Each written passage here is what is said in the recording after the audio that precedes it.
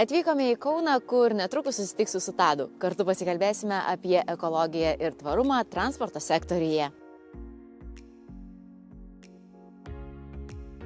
Jūsų įmonę galime drąsiai vadinti krovinių gabenimo konteineriais pradininkė Lietuvoje. Papasakokite, kaip viskas prasidėjo, kokia buvo verslo pradžia? Galima. Įmonė įkūrė 92 metais, tai 2 metais anksčiau negu aš buvau gimęs.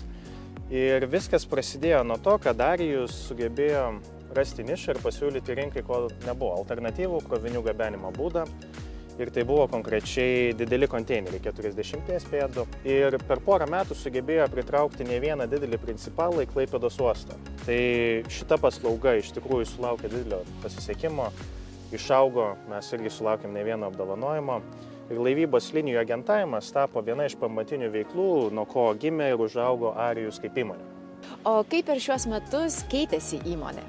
Kaip ir minėjau, viskas prasidėjo nuo laivybos linijų agentavimo. Ir šitas departamentas, šita paslauga nuo pat pradžių ir liko viena iš pamatinių įmonės veiklų departamentų. 4 metai po įmonės įkūrimo įsigijome pirmus 12 vilkikų, netrukus sekė ir ekspedijavimo departamento įkūrimas. Ir šitie 3 departamentai iki šios dienos yra 3 pamatinės paslaugų grupės, ką mes galime pasiūlyti savo klientams. Ir per daug metų iš tikrųjų šie departamentai daug keitėsi, augo, evoliucionavo, tos paslaugos vienos atsirado ir kito. Šiai dienai ekspedicijos departamentas gali pasiūlyti pervežti bet kokį krovinį nuo durų iki durų visame pasaulyje, ar tai būtų lėktuvų, ar tai būtų vilkikų, laivų, traukinių ar kombinuotai. Laivybos linijų agentavimas gali pasiūlyti pervežti konteinerį nuo uosto iki uosto. Nuo uosto transporto departamentas šiai dienai turi apie 150 vilkikų modernių ir gali pasiūlyti klientam pervežti didelius srautus krovinių.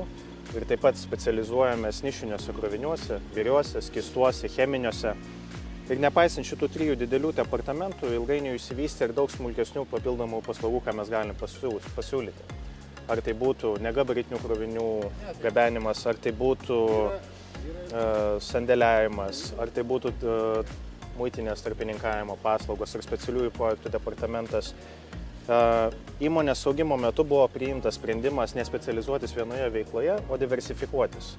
Ir mums tai leidžia pasiūlyti labai lanksčius sprendimus savo klientam prisitaikant prie jų poreikių. Nepaslaptis, kad transporto sektorius yra siejamas su didelėmis emisijomis ir tarša, tad kokių sprendimų imatės, kad būtų daromas kuo mažesnis neigiamas poveikis aplinkai?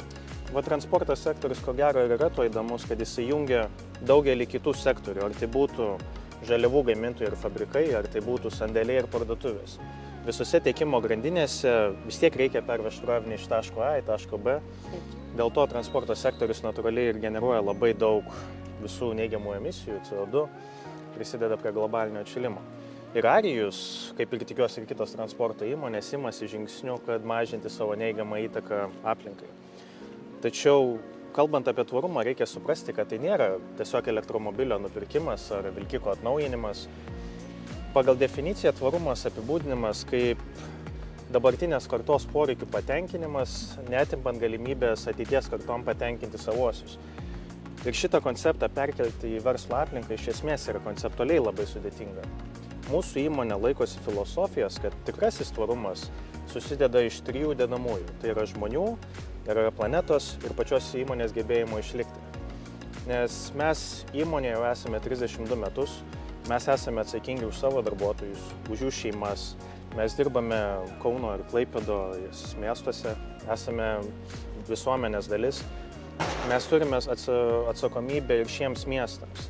Kita kolona yra žemė, tai šiuo atveju mes stengiamės atnaujinti savo autoparką ir mokome savo vairuotojus našesnių vairavimo būdų, ieškome efektyvių maršrutų, kad sumažinti savo neigiamą CO2 įtaką pasaulyje. O su kokiais ekologiniais iššūkiais susiduria jūsų įmonė? Ko gero, tai būtų pilna elektrifikacija. ES turi labai didelių ambicijų, kaip įvairūs sektoriai turėtų eiti nulinės taršos link ir transporto sektorius yra neišimtis. Tačiau iki šios dienos elektriniai vilkikai, mano nuomonė, jie labai nusileido vidaus degimo varikliams varomams vilkikams. Anksčiau jų pravažumas buvo apie 300 km ir jie mūsų verslo specifikoje tiesiog buvo labai sunkiai pritaikomi.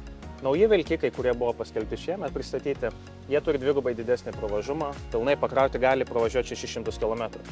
Tai atveria visiškai naujas galimybės, bet ir kelia naujus iššūkius. Kur užtikrinti vietą, kur galėtume pasikrauti visus tos vilkikus. O kitas klausimas yra, kaip užtikrinti, kad ta vieta bus teikiama tik žalia energija. Nes be žalios energijos visas šito tvarumo konceptas momentaliai sugriūna. Tai čia būtų, ko gero, mūsų didžiausias iššūkis sugalvoti, kaip pereiti šitą transformaciją, nes ji yra neišvengiama.